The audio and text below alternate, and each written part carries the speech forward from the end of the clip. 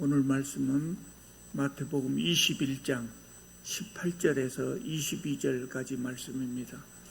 신약성경 35쪽입니다. 제가 봉독하겠습니다. 이른 아침에 성으로 들어오실 때 시장하신지라 길가에서 한 무화과 나무를 보시고 그리로 가사 잎사귀 밖에 아무것도 찾지 못하시고 나무에게 이르시되 이제부터 영원토록 내가 열매를 맺지 못하리라 하시니 무화과 나무가 곧 마른지라.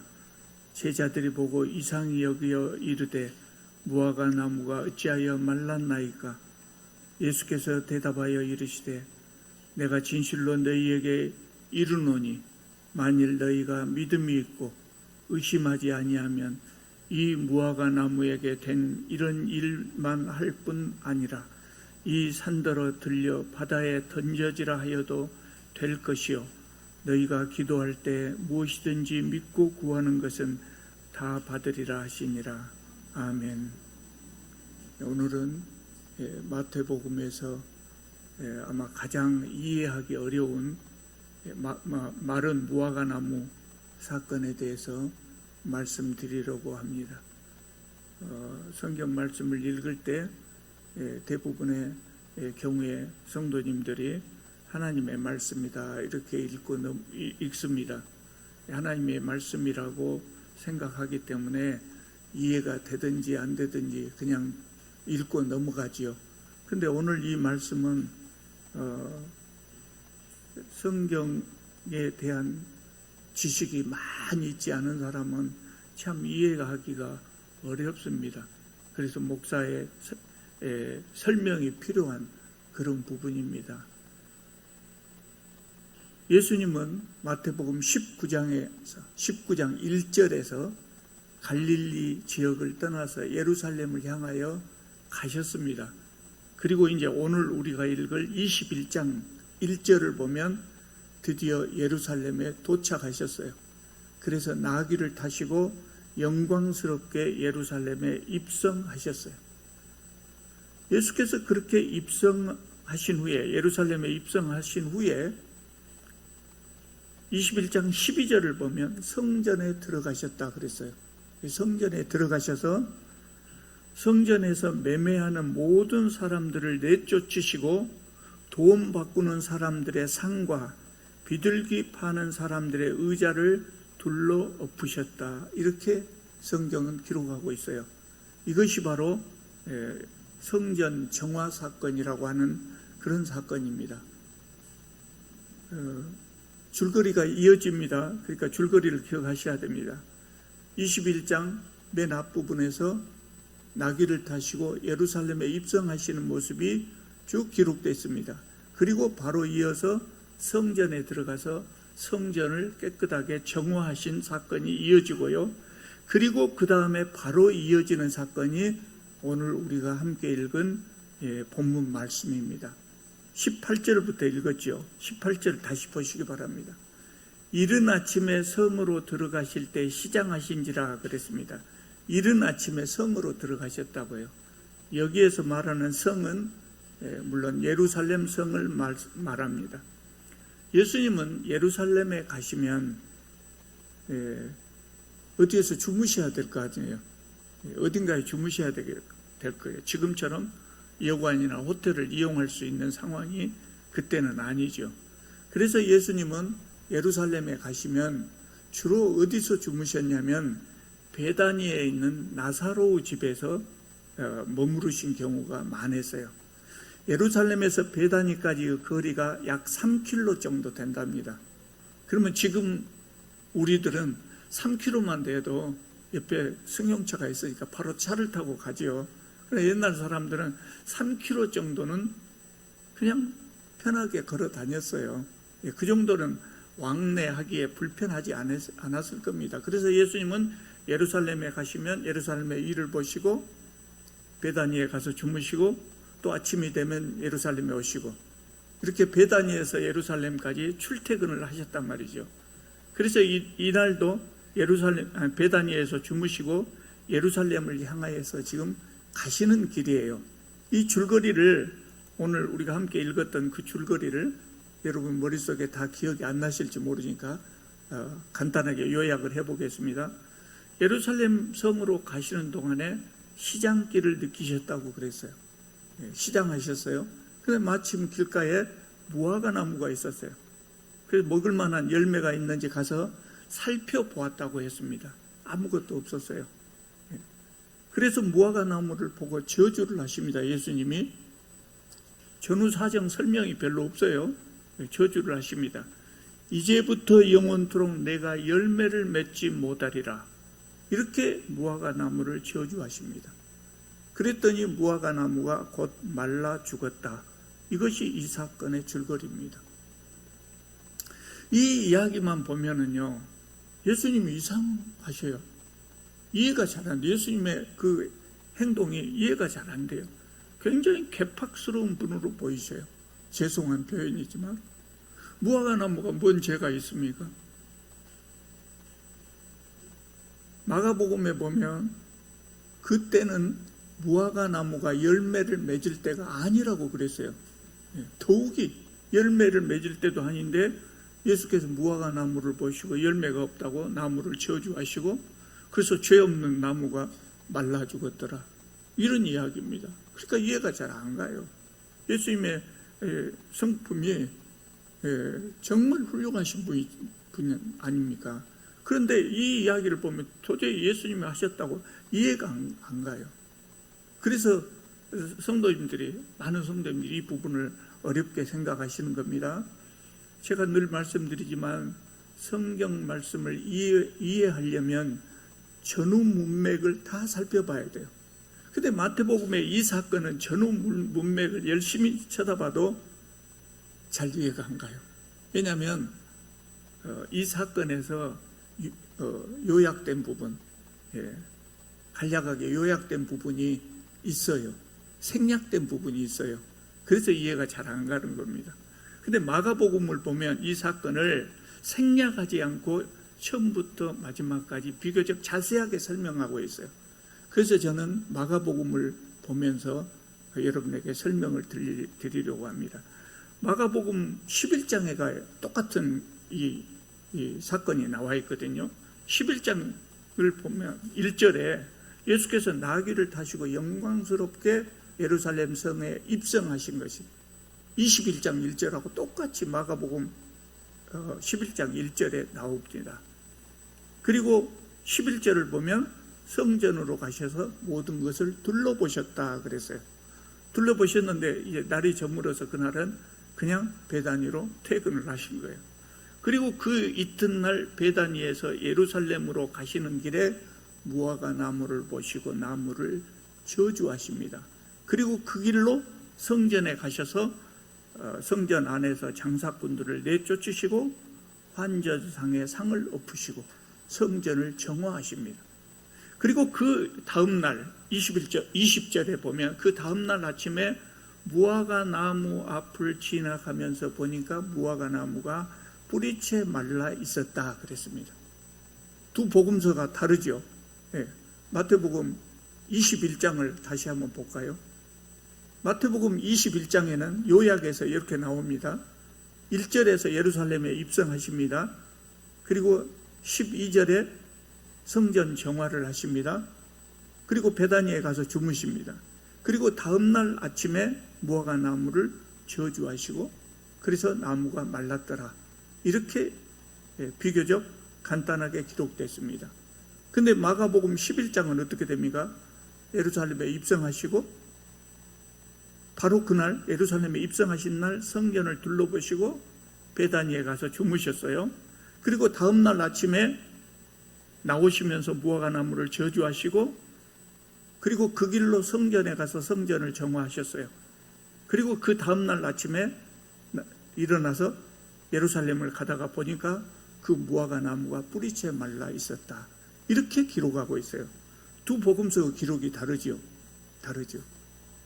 그러면 두 복음서 중에 하나가 잘못된 것이냐? 그것은 아닙니다. 성경 기자들은요, 예수님의 자서전을 기록하는 것이 아니거든요.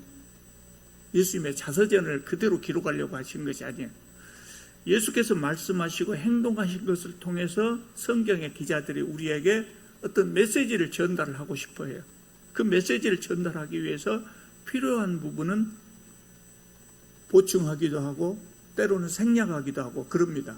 그래서 마태복음과 마가복음의 기록이 조금 다른 겁니다. 마태복음은 성전을 정화하시고 무화과나무를 저주하시고 그리고 그 다음에 그렇게 기록이 되어 있어요. 성전을 정화하신 다음에 무화과나무를 저주하시고 그 사건이 두 개가 나란히 이렇게 들어가 있어요. 그러니까 이 성경을 읽을 때 성전을 정화하신 사건하고 무화과나무를 저주하신 사건은 완전히 별개의 사건으로 보여요. 마태복음을 읽으면. 그래서 성전 정화하시는 것은 이해가 가는데 무화과나무를 저주하시는 것은 이해가 잘 안 간단 말이죠. 그런데 마가복음을 보면 아까 요약한 부분을 여러분 보셨죠? 어떻게 되어 있습니까? 우리는 대부분 성경을 읽을 때 무심코 이 성경을 읽기 때문에 마가복음에서 두 가지의 사건이 얽혀 있다고 하는 것을 모르고 그냥 지나가요. 그런데 키워드를 이렇게 보면 분명히 두 가지 사건이 얽혀 있어요. 키워드가 뭡니까? 마가복음에서 키워드는 성전과 무화과나무입니다. 그러면 11절 성전, 12절 무화과나무, 15절 성전, 20절 무화과나무, 이렇게 성전 사건과 무화과나무 사건이 얽혀 있다고 하는 것을 알 수가 있어요. 마가복음의 기자가 머릿속에 아직 정리가 안 돼서 이 사건이 얽혀진 채 기록이 됐을까요? 그러지는 않겠죠. 왜냐하면 제가 전에도 말씀드렸지만 옛날에는 필기도구가 충분하지 않고 인쇄술이 발달하지 않았을 때였기 때문에 성경을 기록할 때 성경 기자들이 머릿속으로 때로는 메모를 통해서 계속해서 여러 번 편집을 합니다. 철두철미하게 편집을 해서 기록해 놓습니다. 그러니까 이것은 마가복음의 기자의 머릿속에 얽혀 있어서 두 사건을 얽혀 놓은 거 아닙니다. 그러면 왜 얽혀져 있을까요? 두 개의 사건, 성전에 관련된 사건하고 무화과나무에 관련된 사건이 관련이 있다는 겁니다. 관련이 있는 사건이었어요. 그래서 이렇게 얽혀져 있는 겁니다. 그러면 성전 사건하고 무화과나무 사건은 어떤 관계가 있을까요? 11절 다시 보시면 예수께서 예루살렘에 입성하셨을 때 마가복음 11절에요. 성전에 가서 모든 것을 둘러보셨다 그랬어요. 마가복음에 보면 예수께서 예루살렘에 입성하셨을 때 성전으로 가서 모든 것을 둘러보셨다 그랬어요. 여러분 마가복음을 찾으려고 노력하실 필요는 없어요. 제 말씀을 듣기만 해도 돼요. 예루살렘에 나귀를 타고 입성하신 다음에 바로 성전에 가셔가지고 모든 것을 둘러보셨다 그랬어요. 여러분 예수님은 무엇을 보셨을까요? 그날 사실은 예수께서 무엇을 보시려고 해서 보신 것이 아니라 그냥 성전에 예수께서 가셨을 때 예수님 눈에 쫙 들어온 모습들이 있었어요. 뭐가 눈에 보였을까요? 양과 비둘기를 파는 상인들 그리고 환전상들이 장사하는 모습이 딱 눈에 들어왔을 거예요. 한두 사람이 아니었을 겁니다. 많은 사람들이 그 장사를 하고 있었어요. 그 눈에 딱 들어왔을 겁니다. 일부러 이렇게 성전에 뭐가 있는가 이렇게 둘러보시려고 보신 것이 아니라 성전에 들어가자마자 그 광경이 눈에 딱 보였을 것입니다. 예수께서 이 모습을 보시고 어떤 느낌을 받으셨을까요? 말할 수 없는 분노가 가슴 밑에서 치밀어 올라왔을 거예요.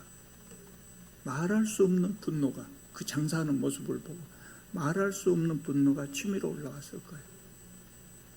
그런데 그날은 이미 날이 저물었다 그랬어요. 이미 저물어서 무슨 일을 하기가 그렇잖아요. 그래서 그냥 베다니로 돌아가셨다 그랬어요. 예수께서 그 장사하는 모습을 보고 왜 화가 났냐? 성전에서 장사를 하고 있으니까 화를 냈다. 그것은 아닐 거예요. 그것은 아닌 것 같아요. 왜 화가 나셨냐? 이 예루살렘 성전 문을 딱 열고 들어가면 넓은 뜰이 있습니다.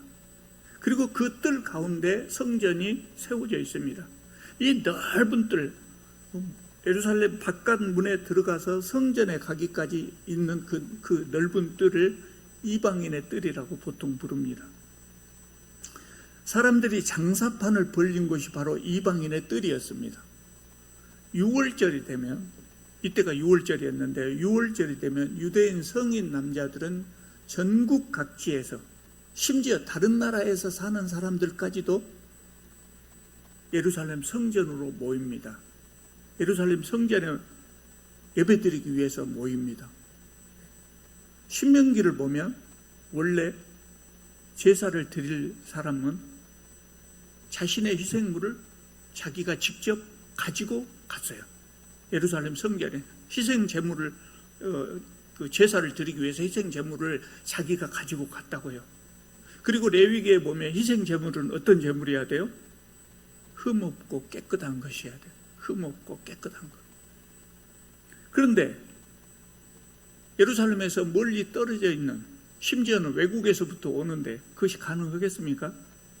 멀리 떨어져 있는 지역에서 제사 제물로 드릴 가축을 몰고 예루살렘 성까지 가는 것은 상당히 어렵겠죠. 또 어려울 뿐만 아니라 며칠이 걸려서 예루살렘 성까지 갔다고 하면 가는 도중에 이 가축이 병이 들거나 상할 수도 있겠죠. 상처가 날 수도 있겠죠. 처음에 출발할 때는 좋은 가축을 선별했을지라도 가는 도중에 상처가 날 수도 있을 것이라고요. 그래서 아마 대제사장이 이방인의 뜰에서 가축을 팔도록 허락한 것 같아요. 여기까지는 괜찮아요. 여기까지는 대단히 편리했을 거예요. 사람들이 편리했을 거예요. 여기까지는 괜찮아요. 근데 그 다음에 이제 문제가 발생해요. 뭔 문제가 발생했냐? 제사장들이 돈맛을 봐버렸다. 돈맛을 봐버렸어요. 장사를 그냥 장사하게 했겠습니까? 이것은 성경에 자세하게 기록이 되지 않아서 안 나옵니다. 그런데 예수께서 이 모습을 보고 성전을 강도의 소굴로 만들었다 하는 모습에 의해서, 그 말씀에 의해서 제가 추측을 하는 겁니다. 추측을 하는 건데 돈맛을 본 것 같아요. 그 제사장들이 상인들로부터 자릿세를 받았겠죠. 상인들은 자릿세를 내는 대신에 독점권을 받았겠죠. 제사장들은 자릿세를 받은 만큼 장사가 잘 되게 해야 돼요. 장사가 잘 되게 하면 제사장들의 수입도 늘어나요. 그래서 아마 처음에는 그러지 않았겠지만 가면 갈수록 밖에서 가지고 온 재물로 밖에서 가지고 온 가축은 불합격을 넣고 성전 안에서 산 것만 합격 이렇게 했을지도 몰라요. 그리고 상인들은 자릿세를 낸 만큼 폭리를 취했을 거예요. 처음에는 예배하는 사람들의 편의를 위해서 성전에서 장사하는 것을 허락했는데 이것이 지속되면서 부작용이 발생한 겁니다. 이때 생각나는 속담이 하나가 있죠. 뭔 속담이 생각나십니까? 중이 고기 맛을 보면 절간에 빈대가 사라진다. 제사장들 돈 맛을 봐버렸다. 그래서 그 후로는 제사를 드리는 것보다 돈을 버는데 더 관심이 가졌을 거 아니에요. 제사를 지금 드리고 있지만 마음속에는 오늘 수입은 얼마나 될란고 그 생각이 오겠습니까? 안 오겠습니까? 사람인지라 그렇게 된단 말이죠. 또 사람들은, 성전에 온 사람들은 돈을 바꿔야 돼요. 왜냐하면 유대인 성인 남자들은 매년 반세겔씩 성전세를 드려야 돼요. 1년에 반세겔씩 성전세를 드려야 돼요. 근데 이때 일상적으로 사용되는 화폐가 뭐냐면 로마 화폐요. 드라크마라고 하는 로마 화폐를 사용했어요.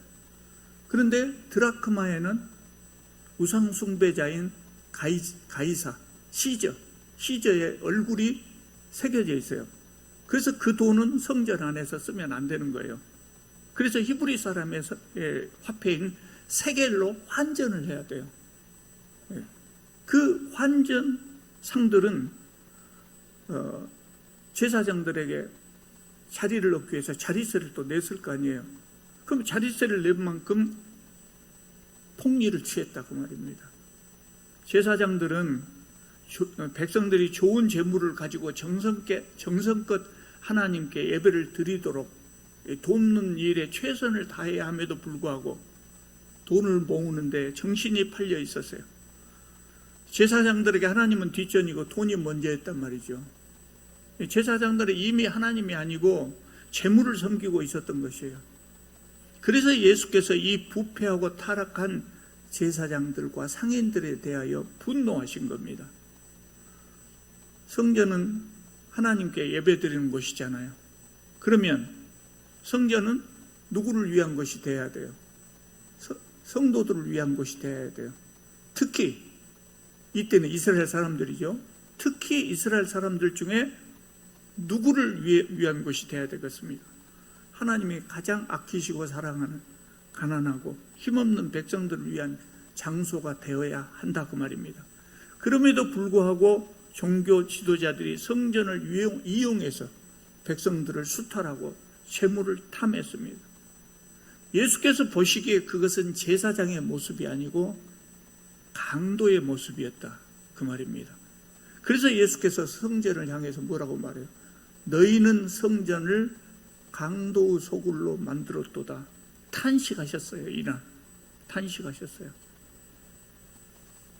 예수께서 예루살렘에 입성하신 날 성전에서 이렇게 기가 막힌 모습을 본 겁니다. 그러나 그날은 이미 날이 저물었기 때문에 그냥 베다니로 가셨다 그랬어요. 아마 예수님은 그날 밤 제사장들에 대한 분노와 성전에 대한 걱정으로 잠을 이루지 못하셨을 것 같아요. 그리고 저녁 내 그 생각을 하셨을 것 같아요. 날이 밝는 대로 성전에 가서 이 모든 것을 바로 잡아야 되겠다 작정하셨을 거예요. 그리고 다음날 아침에 베다니에서 예루살렘으로 가시는 길에 무화과 나무를 보신 거예요. 가까이 가서 보니 이 무화과 나무가 잎사귀만 무성할 뿐 열매가 없어요. 왜냐? 5월이 되어야 무화과 나무가 열린단 말이에요. 이스라엘에서는. 근데 이때는 6월절이니까 4월이었어요. 아직 무화과 나무가 열릴 때가 아니었어요. 열매가 없는 것은 당연해요. 나무는 잘못이 없어요. 예수님도 당연히 그것을 아시죠. 죄 없는 나무를 말라 죽게 한 것이 아니라 예수께서 무화과 나무를 통해서 제자들에게 교훈을 주시기로 하셨어요. 그래서 예수께서 그 나무를 보고 이제부터 영원토록 사람이 내게서 열매를 따먹지 못하리라 이렇게 저주의 말씀을 하신 거예요. 예수께서 배가 고프신데 무화과 나무가 열매를 맺지 못하고 아무것도 없으니까 화가 나셔서 죄 없는 나무를 저주하신 것이 아니고 제자들을 가르치시기 위해서 행동으로 보이신 비유였다 그 말입니다. 그렇게 무화과 나무를 저주하시고 바로 성전에 들어가서 성전을 정화하셨어요. 다음날 아침에 무화과 나무를 봤을 때 그 나무는 뿌리채 말라 있었다 그랬습니다. 여러분, 무화과 나무가 마른 것은 무슨 의미일까요? 무화과 나무는 멀리서 볼 때 잎사귀만 무성하게 보였어요. 여러분, 무화과 나무를 보신 분은 알 거예요. 무화과 나무는 한 그루만 심어도 매년 줄기가 수많은 줄기가 나오고 수많은 줄기에서 나뭇잎이 이렇게 큰 나뭇잎이 뻗어 나와요. 그러니까 얼마나 무성하게 보이는지 모릅니다. 저희 집에도 무화과 나무가 딱 한 그루 있습니다. 이렇게 순을 따주지 않고 가만 놔두면요 어마어마하게 넓게 됩니다. 큰 무성하게 보이죠. 무화과 나무처럼 무성한 것도 없는 것 같아요. 그런데 예수님이 가까이 가보니까 열매가 없었단 말이죠. 그래서 이 모습을 보면서 예수님은 뭘 생각하셨을까요?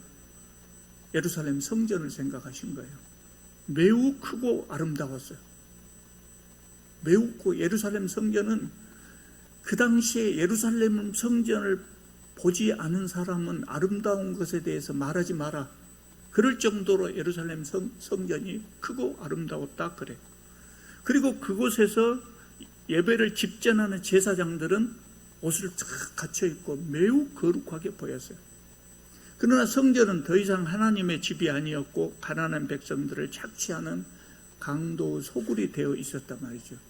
뿐만 아니라 제사장들은 예배를 통해서 또 자신들의 직위를 이용해서 백성들을 착취하는 강도가 되어 있었던 것이죠. 성전은 겉만 번지르르 할 뿐 신앙의 열매를 맺지 못했습니다. 잎사귀만 무성한 무화과 나무와 다를 바가 없었다고.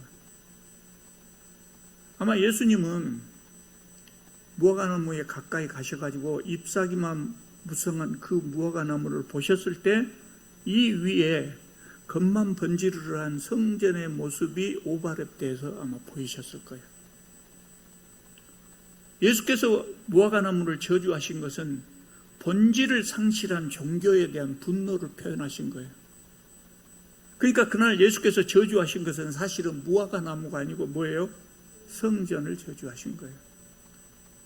힘없는 백성들을 착취하는 강도 소굴이 되어버린 성전은 더 이상 성전이 아니라 더 이상 성전이 될 수가 없었어요. 그러므로 무너져 버린다고 해도 아무 상관이 없어요. 백성을 착취하는 제사장은 더 이상 하나님의 종이 아니죠. 그래서 사라져버려도 아무 상관이 없는 거예요. 그래서 예수님이 성전에 대한 비유로 무화과 나무를 저주하신 거예요. 예수께서 승천하신 후에 서기 70년에 예루살렘이 함락됩니다. 로마의 티투스 장군이 예루살렘 성을 함락시킵니다. 그때 예루살렘 성은 예수께서 말씀하신 대로 돌 위에 돌 하나 남지 않을 정도로 철저하게 파괴되어 버립니다. 그러면 성전에서 일하던 제사장들 어떻게 됐을까요? 싹 쫓겨났어요. 대부분의 예루살렘 사람들, 또 예루살렘 사람들도 예루살렘 밖으로 추방됐거든요. 많은 사람들이 학살당하고 추방됐어요. 그래서 제사장들도 일자리를 잃고 흔적도 없이 사라지고 말았어요. 여러분, 놀랍게도 그때부터 지금까지 이스라엘에는 성전도 없고 제사장도 없습니다. 성전도 사라지고 제사장도 사라져 버렸습니다. 예루살렘 성전이 무너졌을 때 그 무너진 성전을 보고 많은 사람들이 가슴을 치면서 울었어요. 그런데 그때 예수께서 무화과 나무를 저주한 사건을 기억하는 사람들은 파괴된 그 성전의 모습 위에서 예수께서 잎사귀만 무성한 무화과 나무 모습에서 성전의 모습을 오버랩해서 보셨듯이 파괴된 성전의 모습 위에서 마른 무화과 나무의 모습을 봤을 것이에요. 여러분, 본문의 말씀은 오늘 우리에게도 적용이 되고 또 오늘 한국 교회도 그대로 적용되는 말씀이에요. 안타깝게도 오늘 많은 교회들이 가난한 성도들을 돕는 것이 아니고 오히려 쥐어짜서 헌금을 모으고 그 돈으로 예배당 건물만 크고 화려하게 짓고 있어요. 한국의 모든 교회가 그런단 말이 아니라 그런 교회들이 들어있어요. 그런 교회들은 오늘 무화과 나무처럼 심판을 받을 겁니다. 2000년 기독교 역사를 볼 때 이런 일이 있어서는 안 되지만 2000년 기독교 역사를 돌아보면 교회가 강도의 소굴이 되어버렸던 경우가 수도 없이 많았어요. 모든 교회가 그러진 않았지만 강도 소굴이 되어버렸던 교회가 수도 없이 많았어요.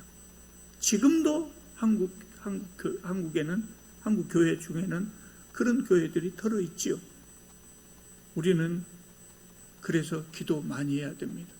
한국 교회가 강도 소굴이 되지 않도록 기도하고 또 우리 자신이 바른 신앙을 가질 수 있도록 늘 자기 성찰하고 자기 개혁을 할 수 있기를 바랍니다.